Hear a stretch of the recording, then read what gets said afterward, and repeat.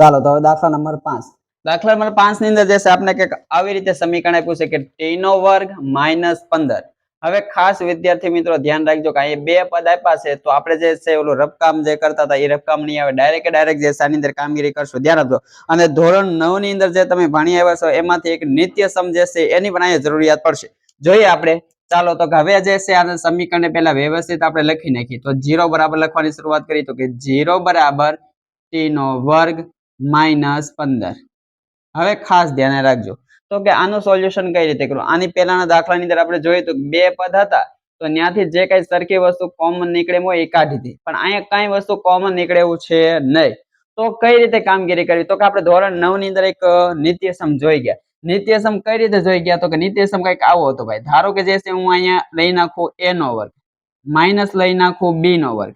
તો આવી ગણતરી હોય કે જ્યારે જે છે તમને બે સંખ્યા વર્ગમાં અને માઇનસ તરીકે સંબંધમાં આપી હોય તો આનું સોલ્યુશન કઈ રીતે કરીએ, આને કઈ રીતે દર્શાવીએ કે તો આને જે છે બે કૌંસની અંદર દર્શાવીએ અને બે કૌંસની અંદર જે આ સંખ્યા છે એની જ મૂકી દેવાની. પહેલી સંખ્યા છે a, બીજી સંખ્યા છે b, એ રીતે મૂકી દેવાની. તો કે a અને b.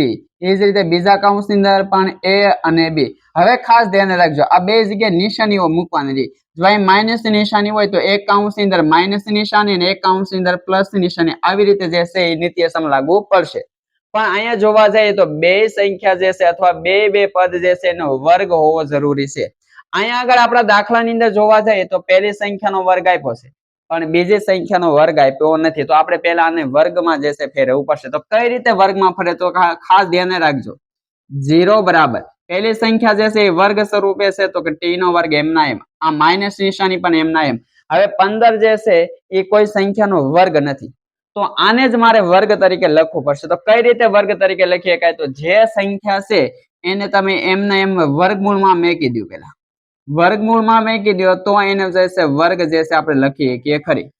આ કન્ડિશન કઈ રીતે તો તમે જે છે એક ઉદાહરણ તમારે છે ત્યાં પણ આવો એક દાખલો છે, ત્યાં 3 તમને આપેલા છે.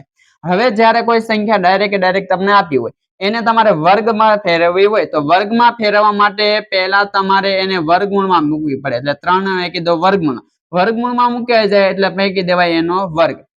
આ તમે જોવા જાવ તો આ કન્ડિશન જે છે એ 3 જ કહેવાય. કઈ રીતે 3 તો કે આનું સાદુરૂપ તમે દો ને તો વર્ગ અને વર્ગમૂળ કેન્સલ થાય એટલે સીધો જવાબ કોણ કહેવાય 3 કહેવાય. એટલે કોઈ પણ સંખ્યા જે છે એને તમે વર્ગ સ્વરૂપે દર્શાવવા માંગતા હોય તો પહેલા તમે એને વર્ગમાં મૂકી દો, વર્ગમૂળમાં મૂકી દો, વર્ગમૂળમાં મૂકી દો એટલે જે છે તમે એને વર્ગમાં લખી શકો ખરી.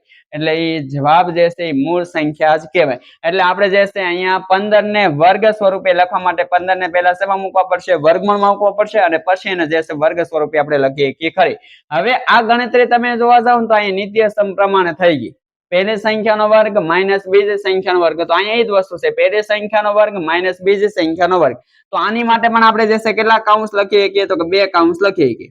ખાસ ધ્યાન રાખજો. તો બે કૌંસ બનાવશું પહેલા તો કે અહીંયા જે છે આ પહેલો કૌંસ થઈ ગયો, આ આપણો બીજો કૌંસ થઈ ગયો. હવે શું કરવાનું તો કે આ બે સંખ્યા જે છે એ બે કૌંસ ને મૂકી દીધી. ચાલો પહેલી સંખ્યા શું છે તો કે t છે, બીજી સંખ્યા શું છે તો કે √15 છે. એ જ રીતે અહીંયા પણ ઈ જ મૂકી દઈએ તો કે પહેલી સંખ્યા શું છે t છે, બીજી સંખ્યા શું છે તો કે √15 છે. નિશાનીમાં શું કરવાની છે તો કે અહીંયા માઇનસ નિશાની છે એટલે પહેલા કૌંસમાં માઇનસ, બીજા કૌંસની અંદર તમે પ્લસ નિશાની મૂકી શકો ખરી.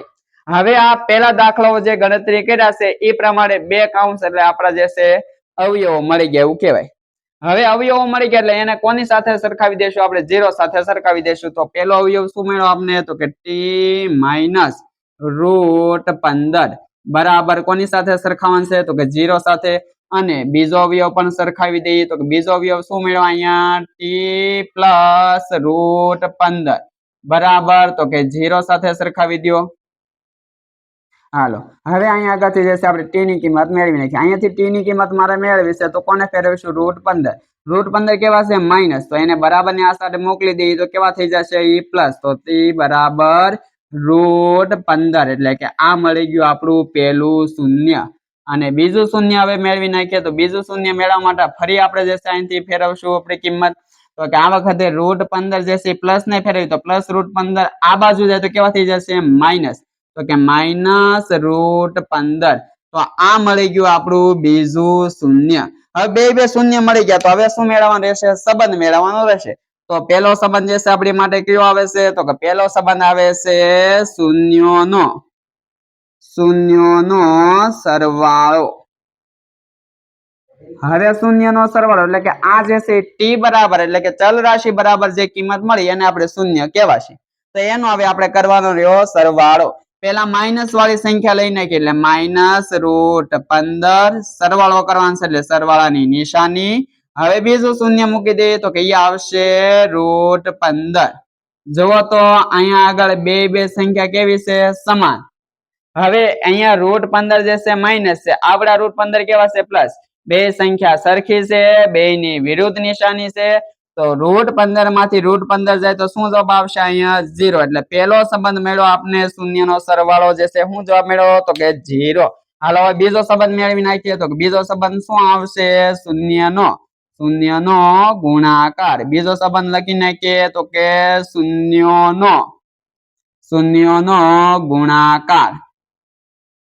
તો શૂન્યનો ગુણાકાર કરવો છે તો આ બે શૂન્યને આપણે ગુણાકારમાં ગોઠવી દઈએ. પેલું શૂન્ય લખું છું -√15 એને ગુણ્યા લખી નાખું બીજું શૂન્ય ભાઈ +√15.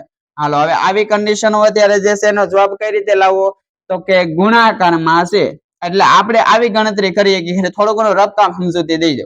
ધારો કે હું આવી સંખ્યા લઈ નાખું અહીંયા 3 × 3 તો બે સંખ્યા સરખી છે તો એનો શું થશે વર્ગ થશે. તો અહીંયા એ જ કન્ડિશન થઈ √15 × √15 તો શું લખીએ √15 નો વર્ગ. માઇનસ ગુણ્યા પ્લસ તો નિશાની કેવી રહેશે અહીંયા માઇનસ. હવે તમે ધ્યાનમાં લેવા જાવ તો કે આપણે જે છે અહીંયા આગળ જે છે સાદુરૂપ દેવા જઈએ તો કઈ રીતે ગણતરી થશે એની તો કે વર્ગ અને વર્ગમૂળ કેન્સલ તો સીધો જે છે માઇનસ શું આવશે જવાબ 15. આ મળી ગયો આપને બીજો સંબંધ એટલે કે શૂન્યનો ગુણાકાર. ચાલો તો આની પછીનો દાખલો જોઈએ હવે. ચાલો વિદ્યાર્થી મિત્રો તો હવે દાખલા નંબર 6. દાખલા નંબર 6 ની અંદર જે છે આપણે કેવો પ્રશ્ન આપી દીધો 3x² - x - 4. હવે જે છે આને આપણે શૂન્ય પહેલા શોધવાના છે. આ દાખલાની ગણતરી જે છે તમે બે રીતે કરી શકો ખરી. પહેલી તો આપણે જે શરૂઆતમાં દાખલાની જે મેથડ છે એ પ્રમાણે કરી શકો. બીજી જે છે શોર્ટકટ રીતે તમને ડાયરેક્ટ આપું. કઈ રીતે તો કે જ્યારે જે છે પહેલી સંખ્યા અને છેલ્લી સંખ્યા જે છે એનો સરવાળો કે પછી બાદબાકી મધ્યમ પદ જો આવતું હોય તો તમે ડાયરેક્ટ પહેલું પદ અને છેલ્લા પદની જે સંખ્યા છે એને અવયવો તરીકે લઈ શકો ખરી. આ રીતે તમે કામ કરો તોય ચાલે અથવા આપણે જે રફ કામ કરીએ છીએ મોટું એ પ્રમાણે કામગીરી કરો તો પણ હાલશે. ચલો આપણે હવે એની શરૂઆત કરીએ. તો કે પહેલા તો સમીકરણ જે છે એની લખી નાખી બરોબર. તો કે 0 બરાબર જે છે એની શરૂઆત કરીએ તો કે 0 બરાબર 3x² - x - 4. આ જે છે આપણું સમીકરણ બરોબર લખાઈ ગયું. હવે જે છે આપણે રફ કામ જે છે એ કરીને કામગીરી કરીએ તો કે રફ કામ કરીએ અત્યારે હાલો ધ્યાન આપજો. તો કે રફ કામ ની અંદર શું કરવાનું છે તો કે પહેલી સંખ્યા અને છેલ્લી સંખ્યાનો ગુણાકાર. પહેલી સંખ્યા શું છે તો કે 3, છેલ્લી સંખ્યા શું છે તો કે 4. આ બે નો ગુણાકાર કરીએ તો કે 3 × 4 = 12. હાલો હવે આ 12 જે છે કોના કોના ઘડિયાની અંદર આવે એનું આપણે એક લિસ્ટ બનાવી. તો ચાલો લિસ્ટ બનાવી તો કે 1 ના ઘડિયાની અંદર 12 આવે તો કે નો આવે. 2 ના ઘડિયાની અંદર આવે તો કે હા કઈ રીતે તો કે 2 × 6 = 12. હવે 3 ના ઘડિયાની અંદર તો કે હા આવે કઈ રીતે તો કે 3 × 4 = 12. એ જ રીતે 4 ના ઘડિયામાં તો કે હા કઈ રીતે તો અહીં લખેલું છે 4 × 13 = 12. 5 ના ઘડિયામાં 12 આવે તો કે નો આવે. 6 ના ઘડિયાની અંદર તો કે હા આવે કઈ રીતે તો કે 6 × 2 = 12. પછી ડાયરેક્ટ સીધો અહીંયા જઈ આપણે તો કે 12 ના ઘડિયામાં આવશે 12 કઈ રીતે તો કે 12 × 1 = 12. હાલો હવે જે છે આપણે અહીંયા ઘડિયાળનું લિસ્ટ મળ્યું. આ લિસ્ટ માંથી આપણે કેટલી સંખ્યા પસંદ કરવાની તો કે આ લિસ્ટ માંથી આપણે જે છે બે સંખ્યા પસંદ કરવાની. હવે બે સંખ્યાનો શું કરવાનું છે તો કે સરવાળો અથવા બાદબાકી. કોના પર આધાર રાખે તો કે જે આપણું સમીકરણ છે એના છેલ્લા પદની નિશાની પર આધાર રાખે. તો છેલ્લા પદની નિશાની શું છે તો કે માઇનસ છે. તો આપણે જે છે માઇનસ ના આધારે અહીંયાથી બે સંખ્યા પસંદ કરશું એની શું કરવી પડશે તો કે બાદબાકી કરવી પડશે. તો કે હાલો હવે આપણે જે છે અહીંયા બે સંખ્યા જે છે એ બે સંખ્યાની બાદબાકી કરીએ. આમાંથી બે સંખ્યા પસંદ કરવાની છે ને એની આપણે બાદબાકી કરવાની છે. તો બાદબાકી માટે કેવી સંખ્યા પસંદ કરવી તો કે એવી સંખ્યા પસંદ કરવી જેનો જવાબ મધ્યમ પદ જે છે એની સંખ્યા થવી જોઈએ. હવે મધ્યમ પદની જગ્યાએ તમે જોવા જાવ તો અહીંયા 1 છે, અહીંયા કોઈ સંખ્યા દેખાતી નથી. તો અહીંયા સંખ્યામાં કાંઈ ન હોય તો કેટલા હોય 1 હોય. તો આપણે શું કરવાનું છે તો કે આમાંથી મારે એવી બે સંખ્યા પસંદ કરવાની કે જેની બાદબાકીનો જવાબ 1 મળવો જોઈએ. તો આમાંથી કઈ બે સંખ્યાની બાદબાકીનો જવાબ 1 મળશે? તો કે અહીંયા જે છે વચ્ચેની સંખ્યા તમને દેખાય છે 4 અને 3. તો હું 4 અને 3 ને પસંદ કરું. 4 અને 3 ને પસંદ કરું. 4 અને 3 ની બાદબાકી કરું તો 4 માંથી 3 જાય તો 1 વધે. હવે તમે જોઈ શકો મિત્રો તો કે અહીંયા 1 નથી પણ આપણે 1 છે એવું માની લેવું પડે. પણ 1 કેવો રાખવાનો છે? માઇનસ. માઇનસ રાખવા માટે જે છે મોટા પદને માઇનસ ની નિશાની આપી દો અને બાદબાકી કરવાનું છે તો બીજું જે કઈ નાનું પદ છે એને વિરુદ્ધ નિશાની એટલે કે પ્લસ આપી દો. 4 માંથી 3 જાય તો જવાબ શું આવશે? -1. હવે જો તો ચલ રાશિમાં કોણ છે? અહીંયા x છે તો અહીંયા આપણે x મૂકી દઈએ બે જગ્યાએ. તો અહીંયા x મૂકીએ તો અહીંયા પણ x મુકાઈ જાય. હવે તમે જો એક આપણે એક અહીંયા ન લખી તો સીધું શું કહેવાશે? -x. એટલે સમીકરણ જે છે એમાં વચ્ચેનું પદ થઈ ગયું. હવે વચ્ચેનું પદ જે દેખાય છે ત્યાં મારે આ બે અવયવો મૂકવાના રહ્યા. હવે બે અવયવો મૂકીએ તો કે એની માટે શું કરવાનું? તો કે પહેલું પદ આપણે એમના એમ લખતા તો એમ લખી નાખીએ. વચ્ચેનું પદ આવ્યું તો વચ્ચેના પદની અંદર જે છે આપણે આ બે અવયવો મૂકવાના છે. તો બે અવયવોમાં પહેલા માઇનસ વાળું પદ મૂકી દઈએ આપણે. તો કે માઇનસ છે 4x. પછી પ્લસ વાળું પદ મેં કીધી તો કે પ્લસ 3x. અને સમીકરણનું જે છેલ્લું પદ છે એમના એમ. તો છેલ્લું પદ શું છે? તો કે -4.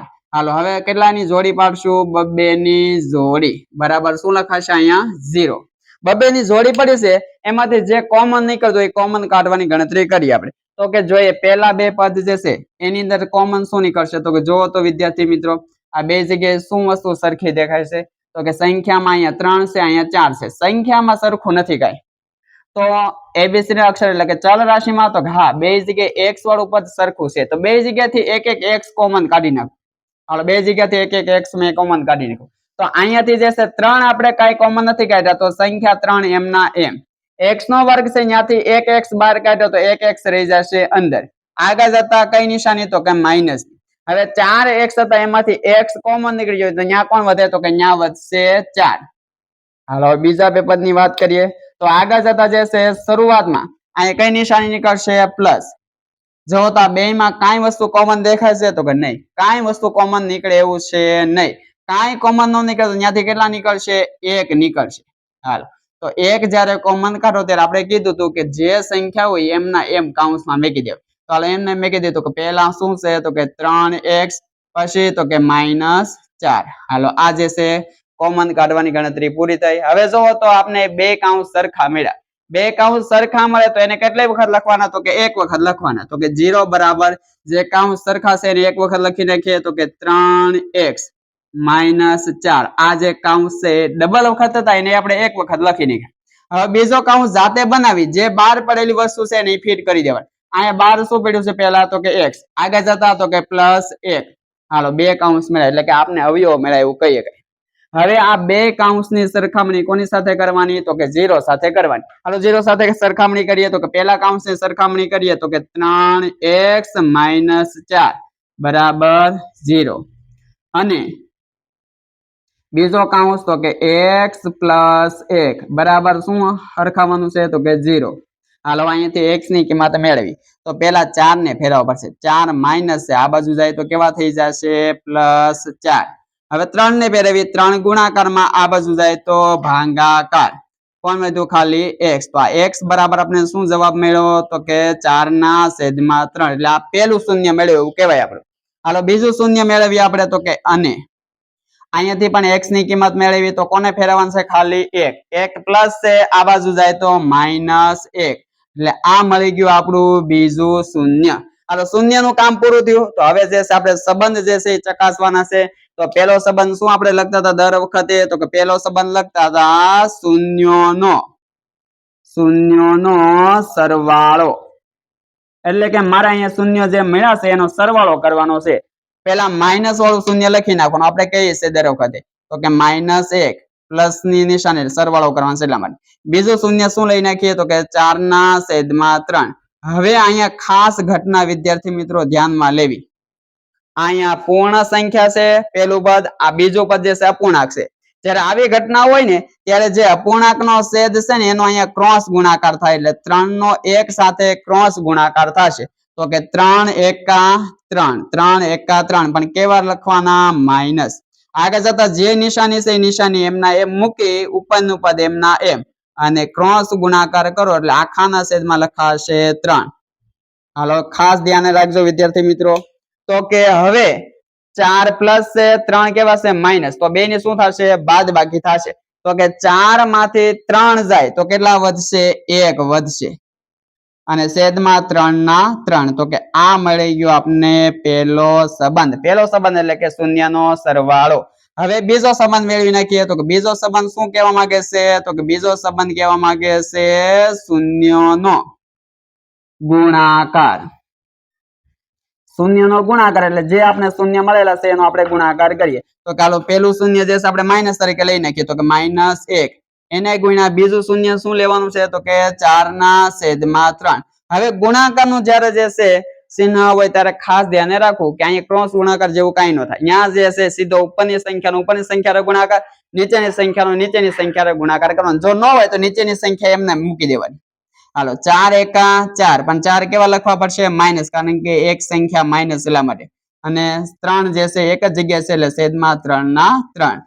લો વિદ્યાર્થી મિત્રો અહીંયા આગળ જે છે આપણે સ્વાધ્યાય 2.2 નો પ્રશ્ન પહેલો જે છે આખો પૂરો થાય છે. હવે નેક્સ્ટ વિડીયોમાં જે છે આપણે બીજો પ્રશ્ન જે છે એની શરૂઆત કરશું.